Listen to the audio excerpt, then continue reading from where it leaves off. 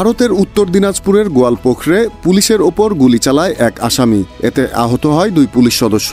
এ ঘটনাকে নিয়ে ভারতীয় গণমাধ্যমে শুরু হয়েছে নানা নাটকীয়তা। সংবাদে বলা হয়, আসামি সাজ্জাককে কোর্ট থেকে জেলে ফেরানোর সময় আচমকা পুলিশকে লক্ষ্য করে গুলি চালায় আসামি নিজেই। তারা বলছে, অভিযুক্ত সাজ্জাককে অস্ত্র সরবরাহ করেছিল বাংলাদেশি যুবক আব্দুল।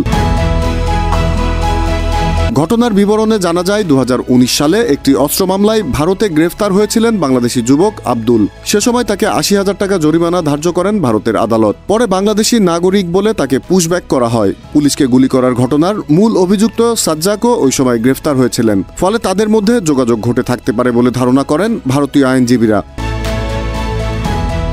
কারাগারে বা পুলিশ হেফাজতে থাকা অবস্থায় একজন আসামি কিভাবে অস্ত্র পেল সে প্রশ্ন না তুলে ভারতীয় মিডিয়াগুলো বাংলাদেশি যুবকের পেছনে লেগেছে। নিজেদের আইনশৃঙ্খলা বাহিনীর দুর্বলতা ঢাকতে ও বাংলাদেশের ভাবমূর্তি নষ্ট করতেই মূলত এ ধরনের অনুমান নির্ভর সংবাদ প্রচার করা হচ্ছে ভারতীয় গণমাধ্যমগুলোতে।